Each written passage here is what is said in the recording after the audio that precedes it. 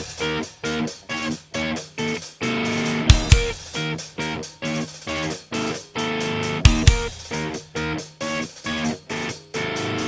right, Josh Rubin from East West Handling Performance. Today is Tuesday, and I am feeling good. Monday was a good day. I can't tell you why. It's just feeling good. Life is good. Work is good. I'm good. Wife, just everything is good. So I hope you're having a good day. And today, tomorrow, the rest of your life. I wish it all well because I love my life. I love what I do. But enough about me. Today I want to talk about BPH. What is BPH? Well, that's benign prostate hyperplasia or hypertrophy.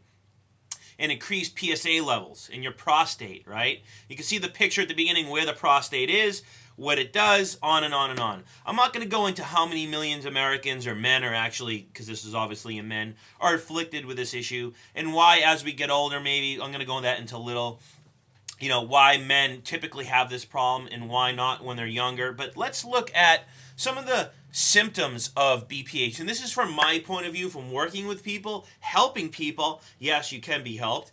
Also from doing my own research, working with more Eastern philosophy doctors and things like that, or doctors that have kind of gone to the dark side. So most of the signs and symptoms are, the first is increased urination at night. But don't always think, well, I'm going to the bathroom more at night. Could it, my prostate is enlarged. A lot of the times that can be signs of insulin resistance on your way to type 2 diabetes. Look at a water schedule. Most people don't drink a lot all day. Then they get home and they drink a ton at night. Maybe drink 25 to 30 to 50% of your water or fluids before 12 or 1 o'clock in the afternoon. And as the afternoon goes by, trickle down how much fluid you're taking in. So basically, what I usually do with people that have this problem is every time after 6 p.m., 6:30 maybe the latest, they drink no more fluids. If they need fluids, they feel like they need them, they take little sips, okay? What else can be causing this? Things called visceroptosis. This is when organs hang down. They hang off their ligaments, kind of like in women that have a pooch belly or guys that are really overweight and have those Budweiser tumors. When the organs become inflamed and they hang down, they push on the bladder. The bladder is below them. So if organs are hanging down, visceroptosis, and push on the bladder, why do you think women have to go to the bathroom a lot, or some do, when they're pregnant? Because the organs as well as the fetus is pushing on the bladder. So don't always think BPH. Like I said, it can be from insulin resistance. It could be from the inability of the body to absorb water. You could be deficient. You could have a sodium and potassium imbalance. The only way you're going to know that is to do an expanded chemistry profile with your doctor. You could be deficient in specific minerals as well. You could do a lot of different blood spot tests for that. You could do a hair mineral analysis. You could do a urine test for that. At the same time, it could be urological. You might have a bladder infection. Men can get bladder infections from bacteria and fungus just like women's do.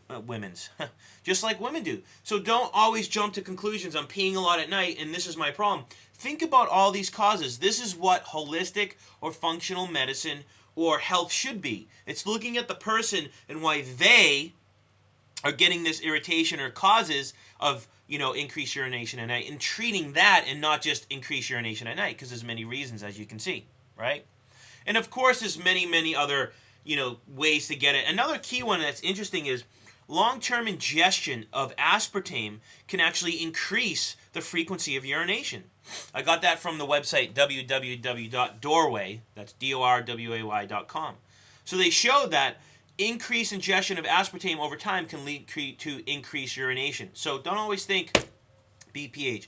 Well, let's look at BPH. There's two types of BPH actually. The first is benign prostate hypertrophy, which is enlarged cells of the prostate.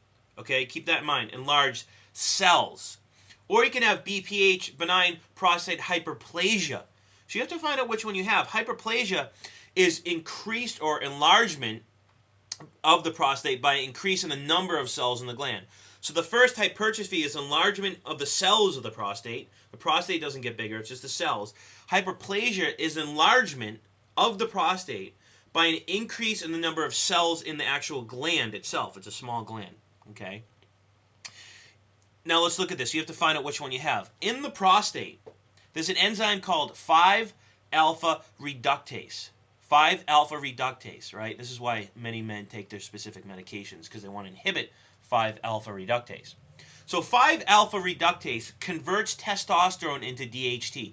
DHT is a long word. I don't know how to pronounce it. I don't feel like pronouncing it, so you can look it up. So 5-alpha reductase converts testosterone to DHT. High DHT levels in hair follicles is typically like the prime reason for male or even female patent baldness per se. So increased DHT levels.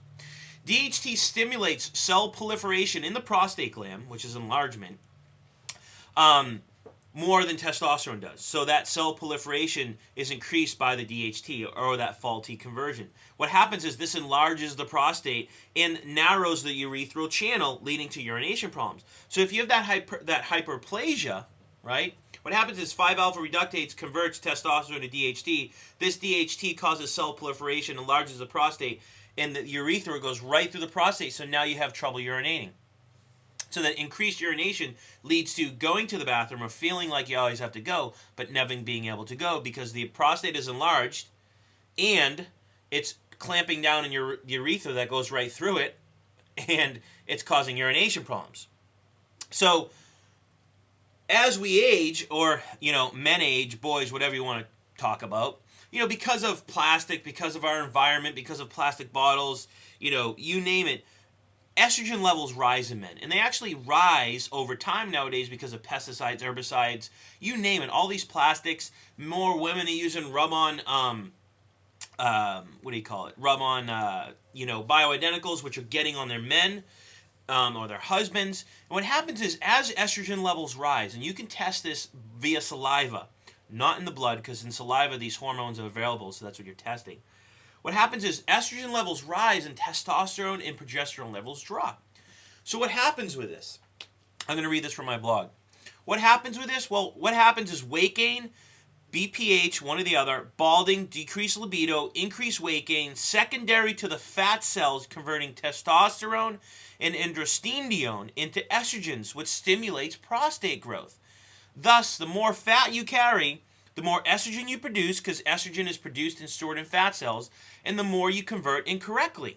So what happens is, because you're aging and because the toxins in your body, right, and because of sugar and faulty conversions of that 5-alpha reductase, your body actually starts producing more estrogen. Your progesterone and your testosterone go down.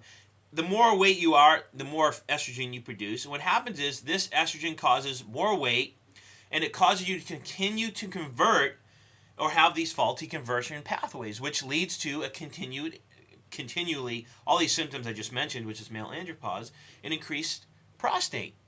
So yes, there's things like saw palmetto, nettle root, zinc, all these things inhibit 5-alpha reductase. Another one is DIM, dindolmethane. So saw palmetto, DIM, nettle root, zinc, all these inhibit 5-alpha reductase. But the key is diet. The key is diet. So visit our website at eastwesthealing.com to learn more about that. Visit our blog at joshrubin.wordpress.com to learn more about that. But the bottom line is diet. You can take all these supplements, you can take all these herbs to inhibit 5-alpha reductase, but the key is diet. That's the cause. You want to fix the cause, but also look at the effect as well. Take the herbs, maybe take them to lower estrogen levels. Make sure you do a lab first. But the bottom line is, if a doctor tells you have increased PSA levels, first off, from my research and studying Dr. John Lee, that is not the best indicator to tell if you have BPH. There's so many other things that need to be looked at. Secondly, get a saliva test to see your estrogen, testosterone, progesterone, and your adrenal cortisol levels and DHEA. Third, work with a practitioner, nutrition, lifestyle coach, someone to work on your diet and your lifestyle. And get everything in check before you start taking medication, and find out if you have hypertrophy or hyperplasia. So, I only have a short amount of time. I talk fast, but hopefully you've learned something on BPH, the different types, the different kinds, what it causes, and that it's not about the prostate all the time. It's about the causes and the effects of what's going on, and there is a natural way to fix it and help yourself. So, thanks for tuning in. I'll check you later. I'm out of here.